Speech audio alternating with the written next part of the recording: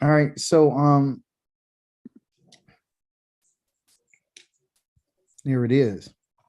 So tonight we're going to deal with a little bit of the what I would call the New Testament. All right. And it's been pressed upon me to seek out answers about the New Testament. I haven't been there in a while, right? I haven't been there in a while, but now, let me see, you have been signed out your account. Can you guys hear me? I can hear you. Yes. Yeah, I can. Okay. Okay. So anyway, let's get on here. All right. So I've been led to bring us to try to get a better understanding of the contrast. You know, this whole week, this Torah portion and we've been talking about has been shalom, everyone. It's been about cleanness and uncleanness. You know, and the word for cleanness and purity is tahor. And they can't find an English word to define it except by saying purity or cleanness. But it means there's no word that's available on the earth to define it properly. See, so this is something different. That's why we're having a hard time trying to understand when he says that you can't touch certain things or you can't be at a grave site. You know, one of the things that he wants us to do is to be able to distinguish between that which is clean and unclean. Often we say, well, there's no priesthood. So often we say, okay, there's no priesthood. So you and I don't have to worry about following any of these laws. But Yah's talking to us right through the Torah. You see, we have one of the greatest teachers teaching us the Torah, which is Moshe. He inscribed everything that Yah told him to write. Not just the 10 words of the covenant, but the words on how the children of Israel are supposed to live and those who are among them. The same Torah that applies to Israel is the same Torah that applies to everybody, whether you're rich, you're poor, it doesn't matter. Not so whatsoever. Well, let me bless our opening teaching by saying, Berakut et Yahweh, the Hambaraka, the Baruch Yahweh. Hambarak la alam wed, the Barukata Yahweh, the Eloheinu, the Malek ha'alam, Asher Bakar Banu, the Mikol, the Ha'amayim, the Nathan, the Nu, et the Torah, Barukata Yahweh, the Nothain, the Torah, Barukata Yahweh, the Eloheinu, the Malek ha'alam, Asher Nathan Lanu, the Torah, the Dimet, the Bakaye, the Alam, the Ta, the Bethokinu, the Barukata Yahweh, the Nothain, the HaTorah. And what is that to say? That is to say, blessed are you, Yahweh. You're the blessed one. And we bless you, Yahweh, for you're the blessed one for all eternity. We bless you, Yahweh. You are our Elohim. You are the King of the universe. And you have selected us from all the peoples and given us your Torah. We bless you, Yahweh, for you are the giver of the Torah. We bless you, Yahweh. You are our Elohim. You're the King of the universe.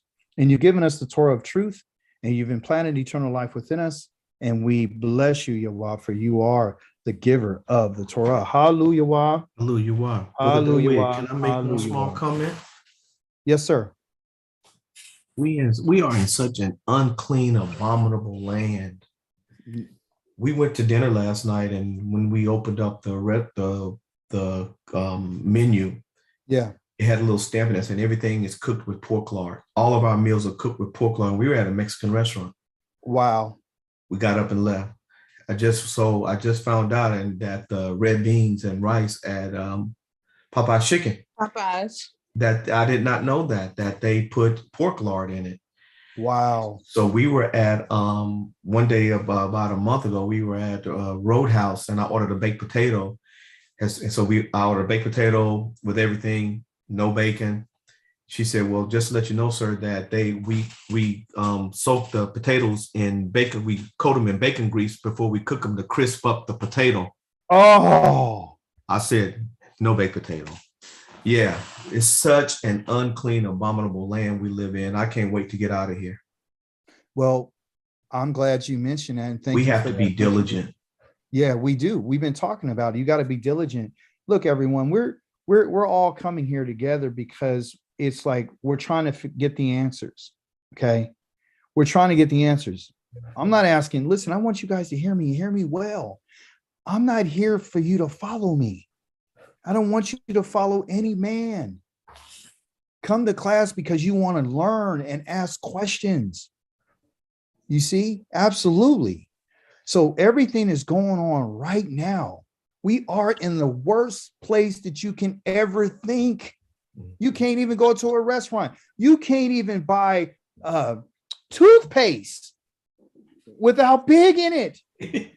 I just heard that about a week ago. You understand? So, And a lot of the medicines and stuff that they prescribe to us have pork in it also. you got pork. Wow.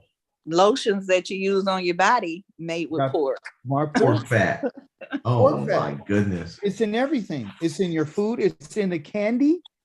It's in gummy bears. It's in gravy. If you got I told some people one time we was eating this gravy like about 5 years ago. My wife would tell you we was eating some gravy. It's like, man, this is so good. She read it. We didn't think nothing of it because it did, it was like it said beef gravy. Go ahead, Koti Rifkwa. Yeah, it was a beef mushroom gravy, and then McKenna is the one who found it. Wow. And it said it had lard in it. Yeah. Yeah. And then Yah will show you different things in your dream. Like you might dream one night that you ate some pork, and you wake up all freaked out like me, be like, what's going on? Yah be telling you better watch out. This is serious business. If he's gonna kill people for having pork in their system, that's what he says. That's what he says. Look, okay, let me explain it to you. We are the children of Elohim. Yes, it's in a flu shot, Jared. Yes, it's in paint, it's in cheese, it's all over the place. We are a special people. And when y'all's talking about us being set apart, you guys, it's because we're that special. You're going to suffer. Hey, Aki, Bikram, I'm telling you right now, I feel this anxiety about being here now. Yes. I feel this yearning to want this to be over. I'm actually starting to feel like I'm in jail. Mm-hmm. Okay. Like I'm doing a sentence and I'm wondering when is the time when I'm going to get out and get released. I'm tired of being here. It's more of a burden than it is a joy. And then when you find out what life really supposed to be, and now everything is being withheld from you, you know for sure that we're in a bad spot. Yeah. You see, so you get this yearning and this anxiety, okay? Because you can't go to a restaurant. You got to be careful what you eat. If they're cooking something on a grill, you're going to participate in that, okay? But let's find out where did these ideas come from, okay? There's only two things. Just like there's the righteous and the wicked, there's only the clean and the unclean. Yahweh's cleansing is not the same as anyone else's. We're going to talk so much about this more on Shabbat, but I wanted to introduce you to where the origin of the problem is. Okay, here's the problem. So get your pen and paper out. It's in Mark chapter number 7.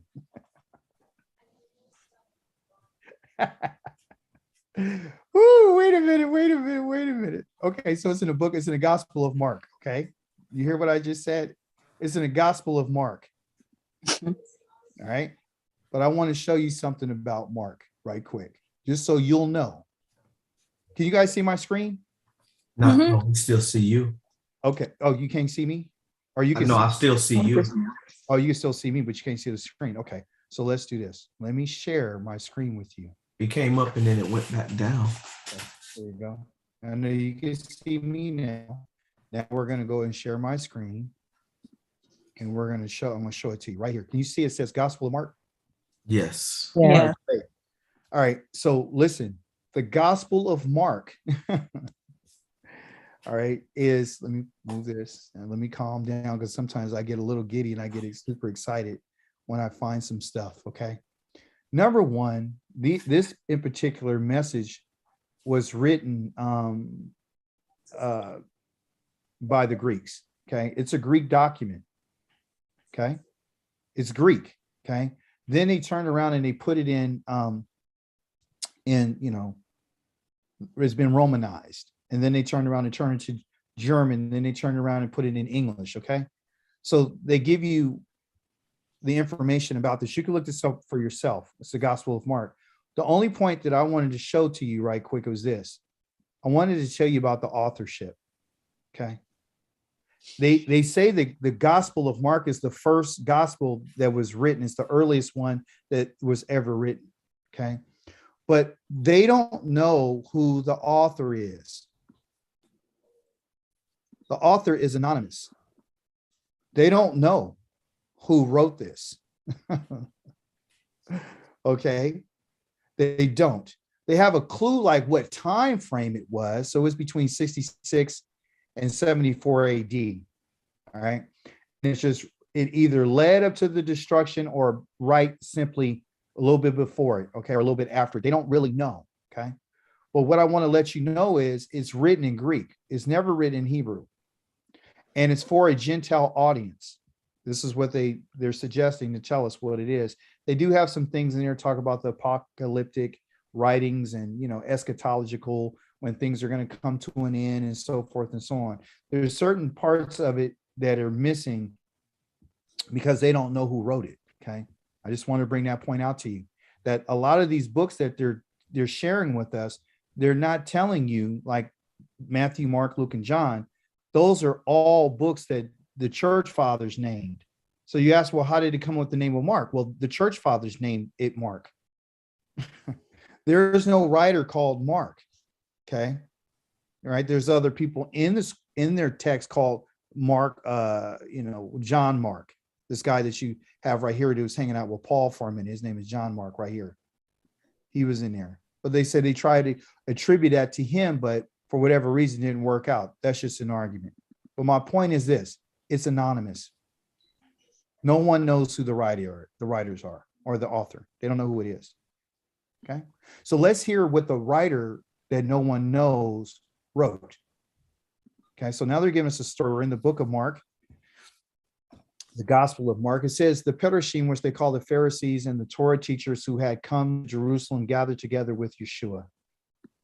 And they saw some of his Taladim who ate with ritually unclean hands. That is, without doing what they call a natalat yadayim. And what that is, just to let you know what this translation is, they don't have it in the Torah. There's nothing in the Torah called the natalat the yadayim. Okay. They made this up. Okay. And it's what they call a religious ritual by the so-called Jewish people. Okay. So they made this ritual up saying you have to wash your hands. And they use the Torah portion that you and I are in right now about being clean and ceremonially unclean and how a person's supposed to bathe their body. So what they've done is taken this little portion and said that, hey, everybody who's coming, you know, to eat or to offer things, they have to go through the rituals. Okay. Hand washing is a good thing. Not to say that it's not a good thing, but the reason why they wrote it, the author wrote it with ritually, is because they want to make it seem more religious than an everyday practice. Washing your hands is something that we're supposed to do all the time to stay clean. Okay. Yada insisted for us to go through this process. But anyway, it says in verse 3, the Perushim indeed and all the Judeans hold fast to the tradition of the elders, do not eat unless they have given their hands a ceremonial washing. Again, they're trying to frame it to be religious versus being part of the culture. Okay. Also, when they come from the marketplace, they are not supposed to do not eat unless they have rinsed their hands up to their wrists. Again, another ritual, ceremonial understanding, but it's nowhere. Well, I won't say it's not found in the Torah. What I would say is the way that they're framing it is not found in the Torah. We don't find anything about a person rinsing anything up to their wrist. We don't see any of that. They've made this up. Okay. And he said they are to adhere to many other traditions, such as washing cups, pots, and bronze vessels. Washing your hands, washing your body, washing your clothes, washing pots and dishes, and all these types of things are part of any culture. Okay. So again, they're just using this, but The point I want to bring out is what they're going to say about what's clean and what's not clean. The Perishim, which they would call the Pharisees, and the Torah teachers asked who? Yeshua, why don't your Talmudim, the Talmudim are those who are students of him, live in accordance with the tradition of the elders instead eat with ritually unclean hands? This was a question that they brought to him. Yeshua answered them. Yeshayahu was right when he said, or when he prophesied about you hypocrites, as is written, these people honor me with their lips, but their hearts are far away from me. In the Gospels of Matthew, Mark, Luke, and John, and also too in other parts of the so-called New Testament writings, what they're doing is they're taking pieces of what someone said to justify what they just said. Okay. And so they put this in here. This is what a third party person who no one knows who the author is wrote this. The question is, and you got to really think, whoever wrote this, they're writing as if they were standing there when this happened, as if they were in the crowd. Let's put context here. It seems as if the author of this in particular book is writing from a firsthand experience, correct? Mhm. Guess what? That's not true.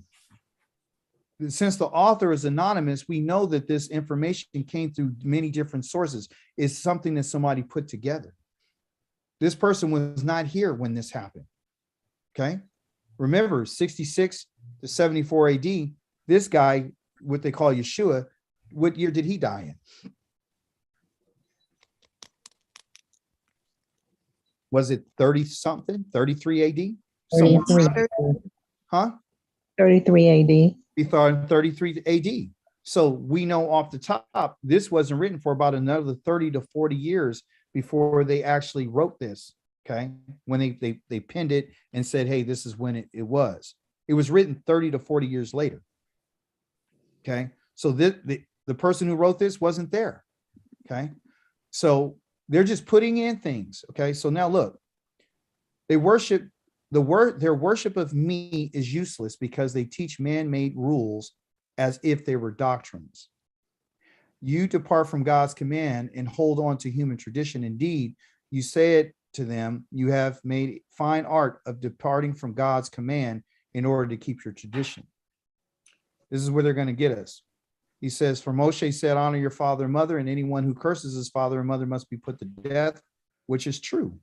But you say, if someone says to his father or mother, I have promised as a Corban, meaning I have decided not to help you, but I have promised God a gift, and that's the reason why I can't help you. That's what they're saying right here.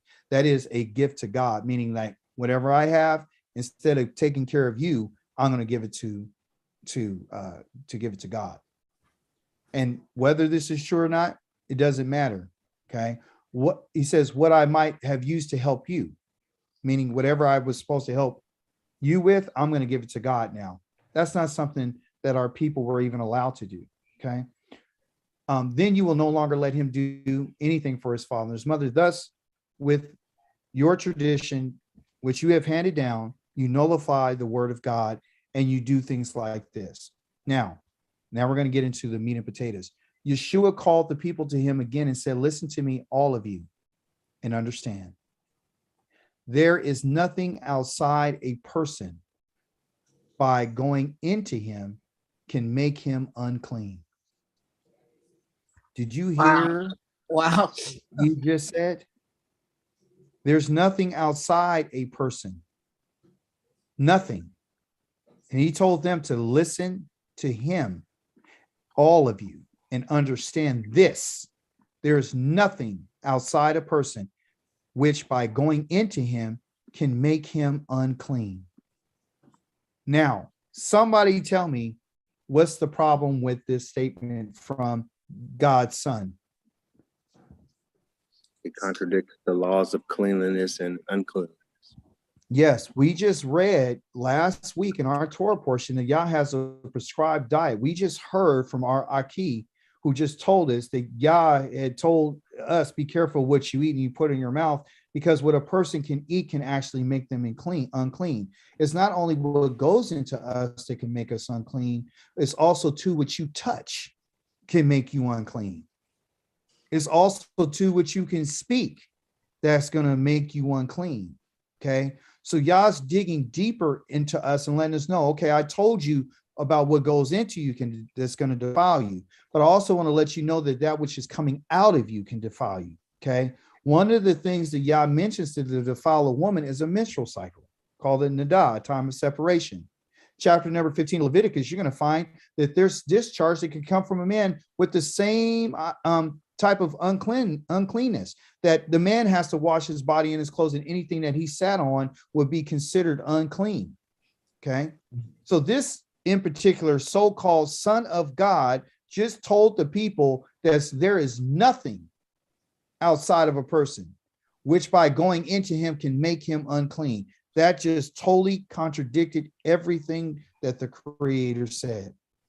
And he contradicted, and he said himself, or at least they said he said that the servant is not greater than his master. Yes. Okay.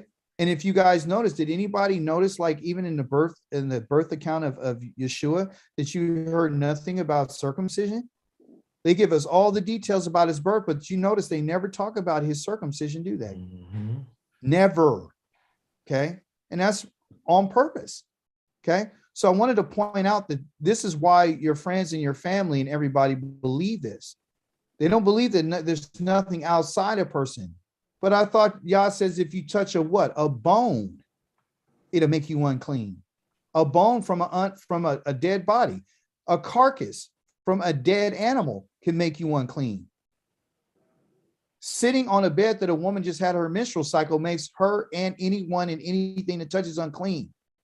Also, we learn that there are certain insects that falls into your bowl that Yah says is unclean. And if it's made out of clay, what you supposed to do with it? Break it. Break it and smash it. Even if an insect got into it, you're supposed to smash it. If it's made out of bronze, you can wash it. Mm-hmm. Are we allowed to go and touch a dead body? No. No. Well, the priest cannot touch that dead body. We're going to be allowed to touch a dead body, but once you touch it, you become unclean. And isn't it only a direct family member? Yes, and that's for the Kohanim. They can only touch somebody that's in their family. You and I, we could touch anybody that's dead. But once we touch them, you and I become unclean. And anyone that won't go through the process to be washed on the third and the seventh day will be cut off from their people, according to our Creator. Okay, so listen what this guy says. Those who love the New Testament. So, because I'm live on YouTube, there's nothing outside a person which by going into him can make him unclean. So can you eat a rat? No. According to him, you can. Do you now see why Peter said he saw a sheet that come out of the sky, and on it was all kind of insects and swarming things and all creatures? And he says, don't call what God has made clean unclean. That we saw that in Acts chapter number 10. Yeah. I'm about to tear this document to pieces. So you can eat anything you want. This is why people come here, because they really don't listen. It is the things that come out of a person which make a person unclean. Really? Okay. That's a nice play on words. Some manuscripts include this verse, and so they put this in here. Anyone who has an ear, they let him hear. So that was put in. Some verses include that, some manuscripts. So listen, this is not a true, this is not a Hebrew document. This is a Greek document. If you don't know that, the New Testament is a new agreement. This is what it is. It's a Greek agreement. And it said it was written for who? It's written for the Gentiles. Okay. This is who this is written for, so they can understand and it's the first gospel that was ever written. If you read chapters 1 all the way up to 7, all you're going to hear is demons, spirits, and all that kind of stuff. That's all you're going to hear about, demon and spirits. and casting out people and demons running and saying, who are you? All this kind of stuff. So tell me, how often did you hear about that when the children of Israel were in the wilderness? How many demons did they cast out? None. None. How Yeah. about when they went in to go conquer the lands? How many demons did they come across? None. Absolutely none. Listen what Yeshua said, for it doesn't go into his heart, but into his stomach, and it passes out into the latrine. This was his justification of saying what he said. Thus, he declared all foods ritually clean. You see that? It is what comes out of a person, he went on, that makes him unclean. And then he's going to give you this whole litany of different things that comes out of a person's heart, which is his mind, which are wicked thoughts, sexual immorality, theft, murder, and adultery, greed, malice, deceit, indecency, envy, slander, arrogance, and foolishness. He said all these are wicked things that come from within, and they make a person unclean, but not food. So we have to make a decision, right? Again, are you going to believe what they would call the writings of an anonymous writer? That's the question. Or is that what we're going to do? Are you going to No. listen? Huh? No, we're not going to listen to that. No. Again, it's right here. The Gospel of Mark is anonymous. Did you hear at one point anywhere that anyone said, thus saith Yahweh? Did you No. hear anything? So this is something new, and it's not for you. It's not for you. It's not, okay? I just wanted to point that out right quick to you. Now, we got some more time. Let's go here. Everybody get that? So that's why you can eat whatever you want when you're a Christian. And you can, because he declared there's nothing unclean. Everything is clean that's on the outside. So you can eat a rat, a dog, a cat, a mouse, and everything. Everything that God said he's going to kill a person for, okay? For eating. I want to turn your attention to the book of Galatians, chapter number 3. Do you guys know who wrote this book or this letter? Was it Shaul? It's Shaul. His Oh, name yeah. was to ask questions. At least they said it was Shaul. Yeah, that's what they declare. And let's go verify. You can always find it in chapter number 1. Yep. Yep. From Shaul, an emissary. Okay. He's an ambassador for Christ. You understand? And this is his whole giddy up. We're not going to read the whole entire thing of Galatians.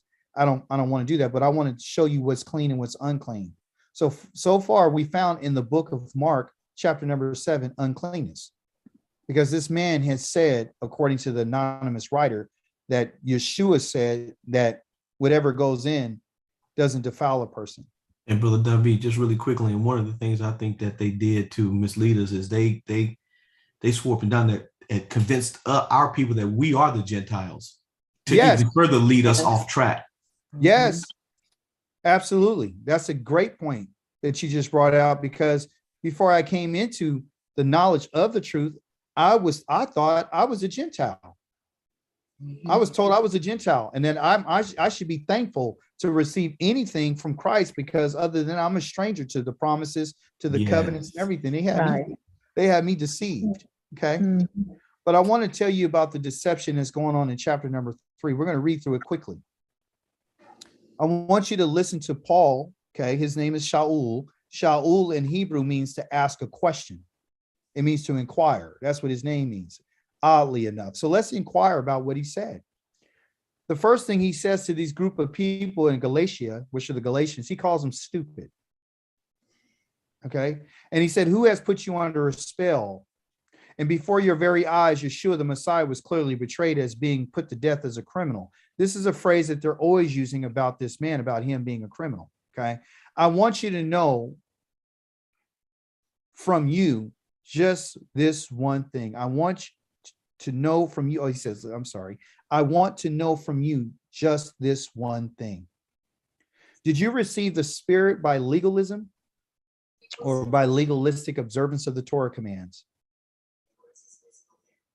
or by trusting in what you heard and being faithful to it. What did he just say about the Torah? That you could receive the Spirit by it? Yes, and he called the Torah legalistic observance. Yes. So what he's doing is he's adding the term legalistic. And this is why the people who've done it are called stupid. That's why he called them stupid. And this is why your family and my family believe that we're stupid, because we're following what they would call the legalistic observance of the Torah commands. For example, you shouldn't eat any pork. Well, Yeshua says you could. Paul says that you could in Colossians. Everyone else says what you can and cannot do, but they're not comparing it with what the Creator said. They think what he said is not null and void now. Okay. So he just said that the Spirit was given to them, but it wasn't given to them by observance of the Torah. They received it. Just like everyone in our family told us that you and I have received the Spirit, but we never got it by doing this. Okay. But he's asking them, did you get it by this observance of the Torah commands, or did you receive the Spirit by trusting in what you heard and being faithful to it? So the question is whether or not you're going to do something, or is it something that you're going to, they say here, trusting, but it's really believe what you heard. That's the question. And that's the question for us. You and I, they're making us feel like you and I are dumb for doing this. And he called it legalistic. What part of Yah's words are legalistic? Somebody tell me. Isn't the Torah? Huh? Isn't it the law? Listen, there is no word in the Torah for law. Torah is called instructions. Okay. The commands are called mitzvah. Okay. Which have to do with what you would call a charge. Okay. It's a command. Okay. Then you have what they would call the mishpatim. And so what is the mishpatim? The mishpatim are the rulings. Like these are the decisions that Yahweh has already made concerning how to deal with, adultery. This is the judgment on this. If you got someone who disrespects their parents, this is the judgment for this. If this happens. Okay. So that's not a law. You understand? There is no word in the Torah for law. Okay. The next word is called the kukim, or what they call a kok. Okay. And the kok is what they will call a decree. Okay. Meaning something that's etched. It has to do with his festivals. It has to do with his ordinances. Okay. But they translate Torah into law. So once you call it law, then all of a sudden now everything becomes legal. Okay. And then if you break this law, right, then they say, well, you need a mediator. This is a word play. For Israel, they didn't look at it as a law. It was the instructions on how you need to live your life and how you're supposed to keep yourself clean and all those different types of things. Okay. So they use that word law heavily to justify what they're saying about being legalistic. As long as you got somebody on legalistic stuff. Okay. So what does the Torah do instruct us to do? What are the instructions? Everything that he's saying that the Spirit can give you. You don't have to do this anymore because you got this. Okay. And if you got the Spirit, then you got it by trusting in what you heard. And you're being faithful to what you heard. Okay. Are you that stupid? This is what he says. Have you begun with the Spirit's power? Do you think you can reach the goal under your own power? So what they're doing is they're taking away a person's own power. And they're giving you what they call the Spirit's power. The Spirit's power is believing and trusting in what you heard from them. Not what Yah said. Then he asked the question, have you suffered so much for nothing? So these people obviously have the Spirit. If that's the way you think, your suffering certainly would have been for nothing. What about God, who supplies you with the Spirit and works miracles. This is a big one right here. Among you, does he do it because of your legalistic observant of the Torah commands, or because you trust or believe in what you heard and are faithful to it? So their theme is about what you heard. This is the reason why you and I need to be careful about what we're listening to. Okay. He's putting a damper on what Yah has said. So this is the reason why people say, oh, you don't have the spirit. Or you say something, oh, you got the wrong spirit. You don't have the right spirit. I shared with you before that Yah said, I haven't given you my spirit. I haven't given you my spirit. Tell me why. Because we unclean. We're unclean. That's as simple as it is. It's in Ezekiel chapter number 36 all day long. It's because you and I are exposed to those things around us that can actually make us unclean. And so what the Spirit does is give you a loophole to get out of your uncleanness. Remember, this is their theme. With their spirit that God provides in the New Testament, you don't have to worry about what you eat.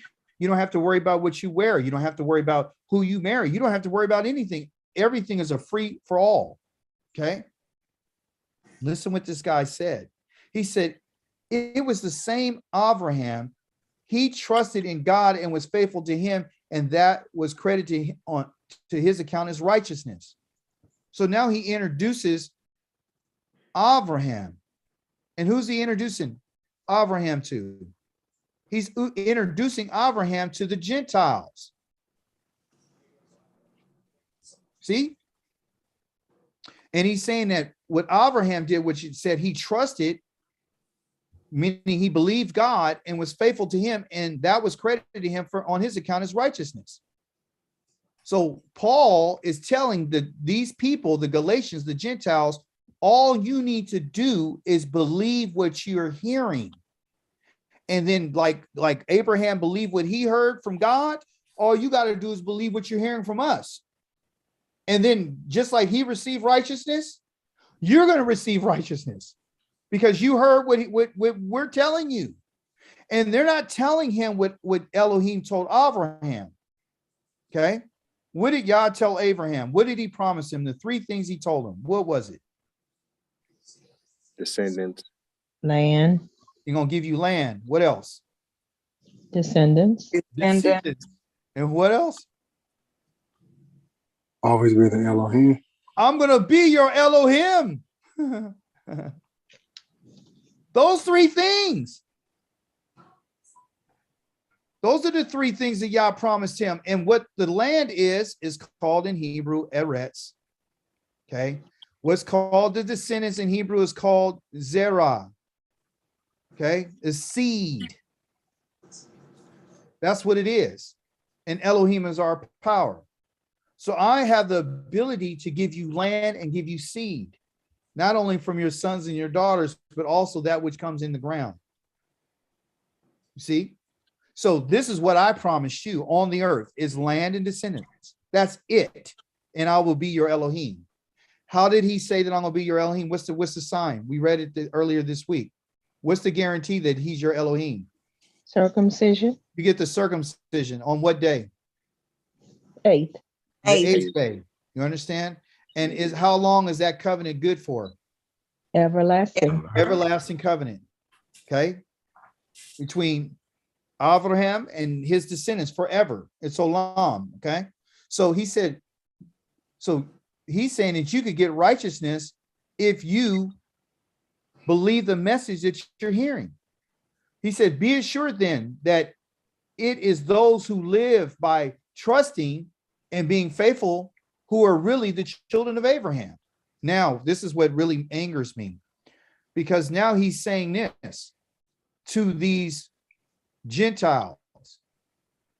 The children of Abraham are not those who do the legalistic observance of the Torah. This is what Paul is telling them.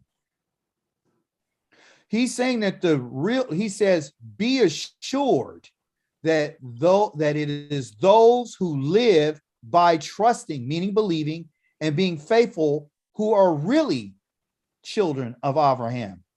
To imply that anybody that doesn't believe this message are not the true children of Abraham. This is the reason why Paul has decided to go to the Gentiles, because what he was saying was this: when Yah said to Abraham that I'm going to make you the father of many nations, that what he was really talking about was the Gentiles. And I showed you earlier this week that Abraham had all different types of kids, and they're all kind of nations from his bloodline that are his children. Well, Paul and them are saying that the only people that are his true children are these people that are trusting and faithful to what you have heard. Now, it's interesting in verse number 5. Let me see where, verse number 5 up here, he says, you trust in what you heard. You trust in it because you saw the works of miracles and ever you heard, and you're faithful to that. So that's why now you are now adopted into this family. And that's the reason why you don't need to get circumcision. It's because you have a spirit that God gave you to have faith and be trusting. And you'll get the spirit when you trust and believe the message. Also, listen what it says in verse number 8, the Tanakh, foreseeing that God would consider the Gentiles righteous when they live by trusting and being faithful, told the good news to Abraham in advance by saying, in connection with you, all the Goyim will be blessed. He twisted Yah's words. When Yah told Abraham that all the nations were going to be blessed, it's not that he's going to bless them. It means that the Goyim are going to come and bow their knee, because that's what blessed means, to bow the knee to Abraham and to his descendants. That's what it means. Okay. It also means this: if Yah had already foreseen, as he's saying, foreseen that God would consider, this is the God of the New Testament, the Gentiles righteous when they live by the same faith that Abraham had. That's what he's saying. How has Yah felt about the foreigner and the stranger? Who are the nations, the Goyim? How's he felt about them? He never knew him. He doesn't know him, but he says, if you want to what? If they want to come and know me, then what they got to do? They have to be Everything that Israel has to do. You got to do what Abraham done. You got to be circumcised. What else do you got to do? You got to join and keep the Shabbats. That's in chapter number 56 of Isaiah. Keep the covenant. You got to keep the covenant. You got to grab hold and take hold of the covenant. This is where you need to understand. If you don't know the Torah and you don't know what the Tanakh says, okay, then he can easily fool you. So he's telling these people that they're going to become righteous if they would trust and be faithful to what they're hearing, okay? Just like what Abraham heard. Now, if you're going to be like Abraham, then God is going to give you righteousness because of what you're trusting and believing, what you heard now. So we got two different messages. Abraham, what he heard was land, descendants, and me being your Elohim. And what are these people hearing? What did they hear that was different? Because they're not talking about land. What did they substitute the land for? Just believe on what they've heard. Heaven. Heaven. Yeah. You're not going to the land now. You're going to heaven. Instead of having descendants, you're going to have what? One son, single, which is Yeshua, the Messiah. And instead of having Elohim, right, to be your Elohim and follow the Torah, we're not doing that no more. You're going to get Christ, and he's going to be your Lord and Master. You see how everything has been switched? Go ahead, Koti Pam, you had a question. Oh, yeah. Well, it was just a statement. He was saying that Abraham believed, but as you told us before, Abraham didn't believe of his own accord. God caused him to believe. He caused him. Thank you. Because it wasn't an action that came from within him. Remember, I told you there's different verb tenses, like something I can do, and then something can happen to me. And then there's things that I can forcefully do, and there's things that forcibly can happen to me, active and passive. Then there's things that I can cause to happen, and there's things that get caused to be happening to me. And then there's things I can do to myself. So when they talk about Abraham believed, Abraham did not believe. He did not believe. Yah caused him to believe. He didn't hit Pael. He didn't, you wash yourself. It would have said, and he caused himself to believe. He did not cause himself to believe according to the text. Yah caused him to believe. Yah gave him that. And that's what, by Yah giving him that belief, Yah said, now I've made you righteous. I've made you righteous. Do you remember what he told him? He said, when you walk before me, what? What kind of way? Circumspect. He said, be thou perfect. Oh, yeah. When he told him to walk in front of him, he told him to be perfect. How is that possible unless Yah empowers you? Yes. Yep. We need to understand this concept. Listen, what did Isaiah say about us? Let me show you what he said, dealing with the idea about Thazria. Okay, Thazria means to conceive, means to bring forth something. Okay, in the book of Isaiah, I want you to listen very, very carefully to what he said in chapter number 26. Listen what he said, and we'll close with this. More to come on Shabbat. Listen what he says. He says this, and I'll begin on verse number 1. I'll just read it. He says, on that day, this song will be sung in the land of Yehuda. We have a strong city. He has built walls and ramparts for our safety. Open the gates and let the righteous nation enter, a nation that keeps faith. See, a person who desires rest on you, you preserve in perfect shalom. What? Put your desire on Yahweh. That's the person who's righteous. Listen what he says, because he trusts in you, not in some other message from a third-party person, which nobody knows. An anonymous writer. Trust in Yahweh for how long? Forever. Because Yahweh is a rock of ages. For he has humbled those in high places, leveling the lofty city, leveling it to the ground, laying it in the dust. It is trampled underfoot by the feet of the poor, by the footsteps of the needy. The way of the righteous is level. Righteous one, who is Yahweh, you smooth the path for the righteous. He's the righteous one. Following the way of your judgments, we put our hope in you. We don't put our hope in anyone else. The desire of all our nefeshka is to remember you and your name. Tell me, did the book of Mark, the anonymous writer, third-party person, ever mention the name of Yahweh? No. Not one time. My soul desires you at night. Mikama, you were saying, I just want to get out of here. I want to leave. My spirit in me seeks you at dawn. Why? Because we're looking for Yah to rescue us. For when your judgments are here on earth, the people in the world learn what righteousness is. So how the can you ever get righteousness without Yahweh's judgments? Yes. You don't learn what righteousness is if Yahweh never told us how to live our lives through the judgments, the rulings. I've already told you how I want you to handle somebody on the Shabbat. I've already told you how I want to handle somebody that doesn't go through the process of cleansing. I told you how I want you to deal with somebody that worships idols. I've already instructed you.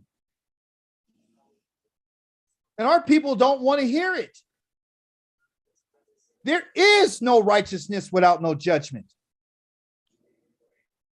That's when people are going to learn, when his mishpatim are on the earth and the people in the world learn what righteousness and zedekiah is. Zedekiah, from a Hebrew perspective, means a person who is in pursuit of Yahweh. someone who's chasing him down, someone who's prowling down and saying, I'm seeking you and I'm ready to approach whatever kind of way that I need to get to you. I'm going to do it. This is why Dawid kept saying, teach me your laws, teach me your statutes, teach me your mishpatim. Even if pity is shown to the wicked, he still doesn't learn what righteousness is. You hear what he just said? You can show pity to a wicked person and they still won't learn what righteousness is. So based on this alone, according to Mark, Matthew, and Luke, and John, somebody said that I'm going to give my begotten son and show pity to the wicked.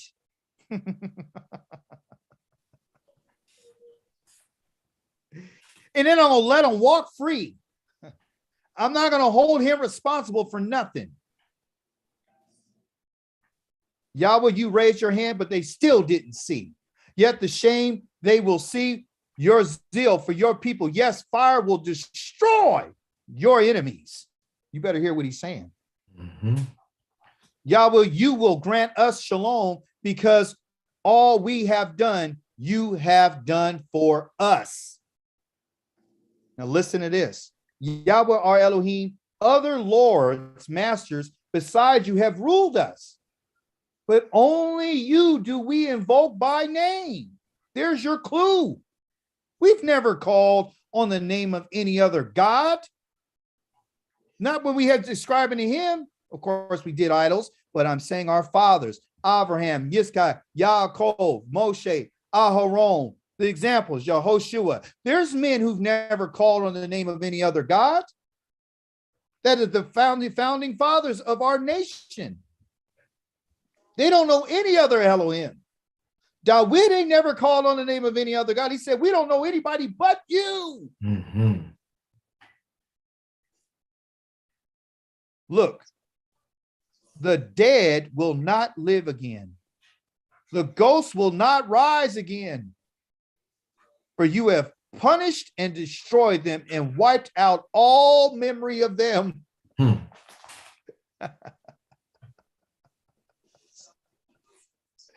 If you want to make sure that you don't exist anymore, okay, stay Yah's enemy and go against him, okay? Just do that. You enlarged the nation, Yahweh. You enlarged the nation and thus glorified yourself. You extended all the frontiers of the country. Yahweh, when they were troubled, they sought you. When you chastened them, they poured out a silent prayer. Now, here's the deal. As a pregnant woman about to give birth cries out and grieves in her labor pains, so we have been at your presence, Yahweh. We have been pregnant and been in pain, but as it were, have given birth to wind. We have not brought salvation to the land, and those inhabiting the world have not come to life. Why not? Because we have refused to do what he said. You and I are the salvation of the world. Ask yourself this question. Has the world been saved? Nope. Nope. No. Is salvation available right now in Ukraine? Huh? Who are they calling out to? You see? Mm-hmm. Okay. Have you and I been reinstated or reimbursed or reparated for anything? Nope.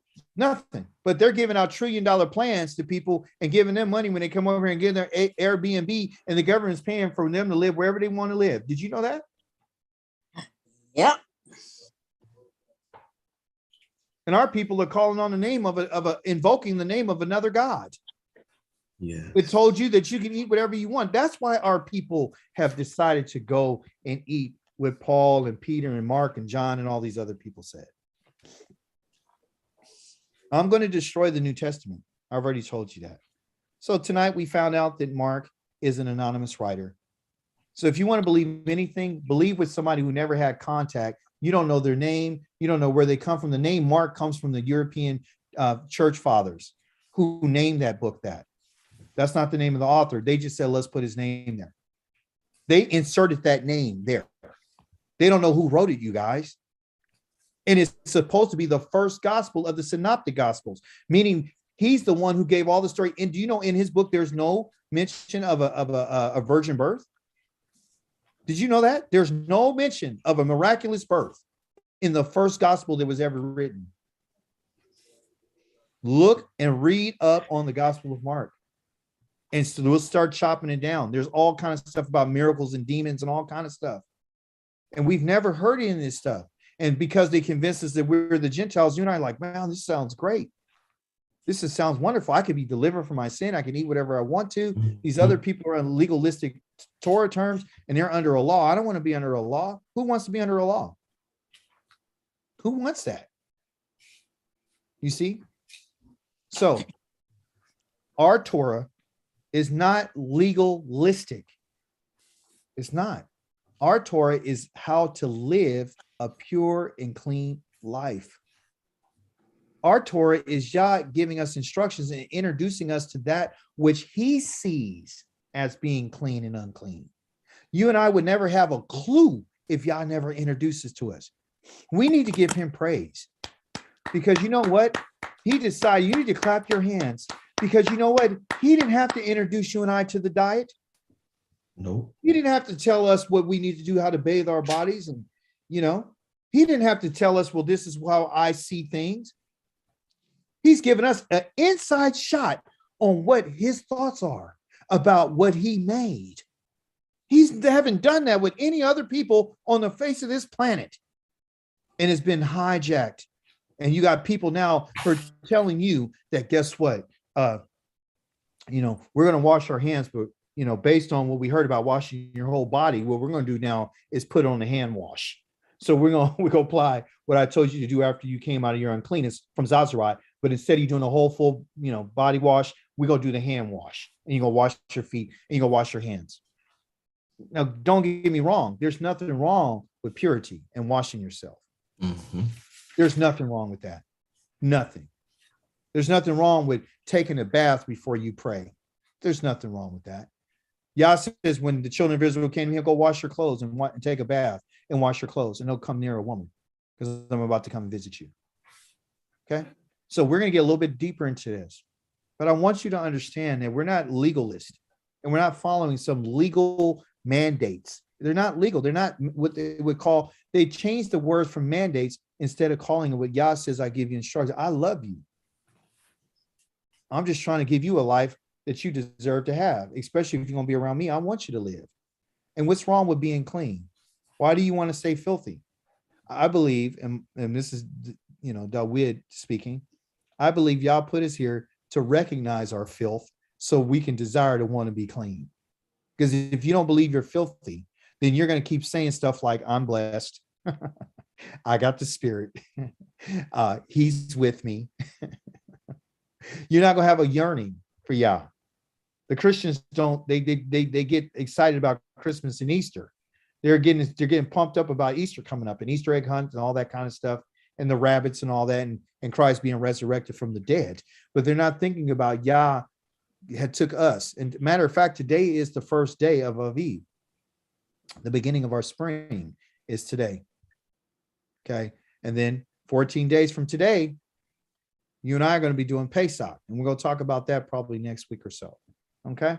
So I've had you long enough. I love each and every last one of you. Any questions, statements, contributions, questions?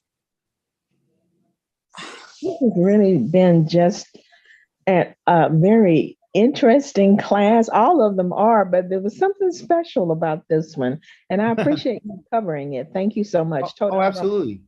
Yeah. Absolutely. I believe it's important for us to look at what's going on. You know, we're a community, right? And so, you know, the community that we have, we got to kind of help guard each other and teach each other and show each other things and show what people are saying. And then what you do is you make a comparison. That's using wisdom. And you know, it's called the book of Proverbs called Mishlei. It's called to make comparisons. So in order for you to and why did Yah allow it? He's allowed it so you could make a comparison. He wants you to hear. He wants you to take what you hear and weigh it out in your ears. That's why your ears are in the Hebrew called azanim, which means the scales. I need you to weigh out what you're hearing. I need you to listen. That's why he says, listen to my voice. You had noticed he says, listen to what I said. It's because you're supposed to take what he says and reason and weigh it out. And listen what he says. You're supposed to have what kind of scales? Your scales are supposed to be just. And I believe, isn't scales ozone? Ozone, it's the same root. Has to do with the ear. Yeah, the ear. Yeah, it's the ozone. Yeah. So the Hebrew word for ears and the Hebrew word for scales is almost exact same root. Yeah. So Yah says, I need you to balance out what you're hearing. That's why you have an equilibrium. And so if one of the ears is off, you'll be off balance. So Yah's telling you literally, like, your ears are the scales of justice. Yes. If you hear something, like our father Yitzchak, he heard the voice of Yaakov, but he ignored what he heard. So he started using all other senses. He didn't have the sight, so he went to what he smelled like. Let me smell you. You know, he went to touch him. Let me touch you, see if I can feel that hair. But he heard when he spoke and said, you sound like Yaakov. Mm-hmm. So Yah says that your hearing is your eyes can actually deceive you. Your ears are better judges of that which is being spoken than that which is being seen. Your ears are the scales to make a judgment, to hear and balance it out. That's why you got to have just weights. So if you put Yah's words on a scale and you put Paul's words, you'll find out that Paul is wanting, that he's missing. If you put on Mark's words compared to Yahweh's words, you got to make a decision. Am I going to believe what this man said, this unknown anonymous author, about I can eat anything I want? I want to tell you one last time, Israel, Yah is going to kill you if you eat pork. And I'm not talking about just put you to death and you go down and you go to the grave. Yah's going to wipe you out where there'll never be any memory of you ever. You're going to be completely blotted out of his book of remembrance. He has a book that has written in it all of our days, all of the time, like Dawid said in 139. All of my days before I was even born were written out. I'm just playing them out. So if you want to get wiped out, you want to be blotted out, you want to be erased and never to exist, then go ahead and have that pork sandwich. Go ahead. And that's what it's going to be. This is who we're dealing with. Our Elohim is not a man. He's not playing with us. He is not playing with us. He's been talking to us and talking and talking and talking, and we just been doing what we want to do. And he says it's over. I told you in the next couple of weeks, it's going to get even more intense. Just like this war situation is getting more intense, the teachings are going to get even more intense because Yah's saying now it's time for me to wind you guys down now. It's time for me to find out who's really with me and who's really against me. Because I'm going to make a difference between the two. I'm telling you right now that Yah's going to make a difference between the clean and the unclean. Yah's going to make a difference. And what I mean by that is this. I ain't talking about ceremonially, we've been washed and cleansed. What I'm saying is those who have respect unto what I said and those who don't. There's two things that are in front of you, life and death. You got the Tanakh, okay? And you got the New Testament. You got to make a decision. It's always going to be our decision. Just like when Yah says your wife or your best friend comes to you and start telling you about another God, you got to make a decision. Yah ain't gonna never take that away from you. He never takes it away from us. I want to see what you gonna do. I want to see if you gonna choose me. Okay. So he's not trying to keep anything from us. He's trying to give us something. So that's what it is. Anyone else? Yeah, Dawid, when you talk to Christians, they honestly and truly believe that they are under a new covenant. Yeah. That Jesus took it and pinned it to the cross. He died for it. That's why they can eat pork, they can eat catfish, they can eat, they can do whatever it is basically that they want to do because they honestly and truly believe that Jesus took it with him. He died for our sins. And who told him that? Right. Okay. That's what it is. Who told them that? Yeah. Paul. How can the servant be greater than his master when the Father said it was an everlasting covenant? It's everlasting. Right. I don't know how we're going to change that up. We can't. He didn't only say it, but it says in Psalms, David said it. You see, Yah said it. Moshe said it. Moshe is the one that Yah used. This is where it's at. But I guess I'm meaning to say that they are just so entrenched in that. I mean, it's just like unbelievable. Okay. And they're looking at you like you retarded because you're talking about something totally different from what they've been indoctrinated into. But my thing is I'm going to believe who made heaven and earth more so than I'm going to believe the messenger or the fake son. Then another thing that I believe is, why would God make Jesus and make him greater than me? God made me too. Okay. Hey, Okay. you're a So, descendant. You're a descendant just like everybody else. right. But see, again, these are written by people that nobody even know who the author is. So everyone's hinging their life on something that's anonymous. That's But what you I'm know what? saying.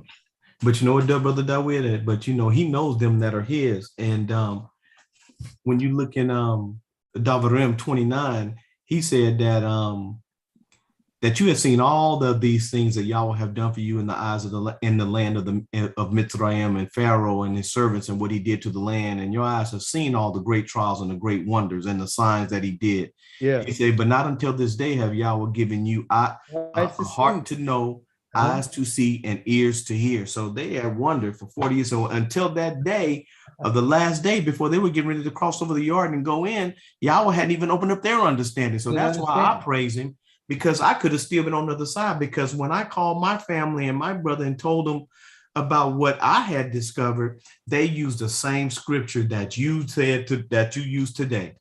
No. He died, and we can eat anything because it's not what goes in you that defiles you, but what comes out. And so I praise him because he, just like he made Abraham to understand, the same thing he did with us. That's what he did. You see? So praise Yah for that. Okoti Ripwa, you want to say something? Praise the Holy One, the Kadosh Shekah.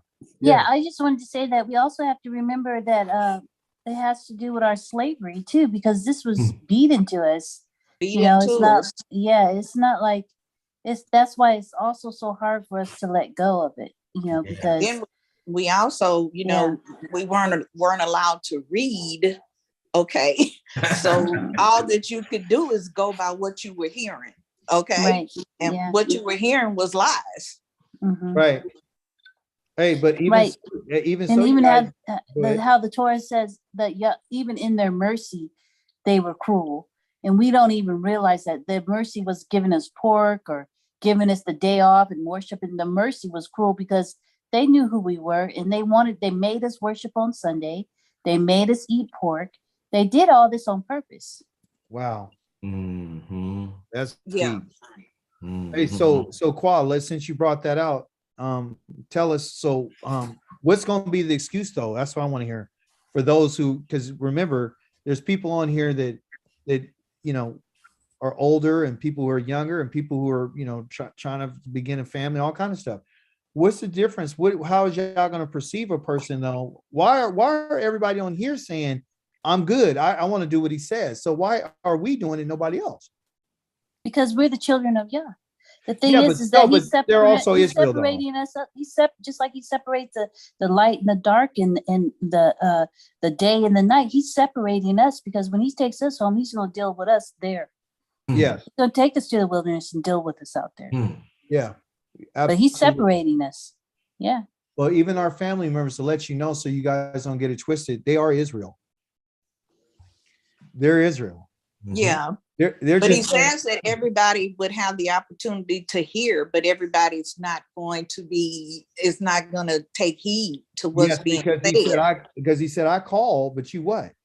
You didn't answer. Didn't answer. So it's not, so what he's telling us is, I'm letting you guys know, I called, and when I talked to you, Bickham, you what? You responded.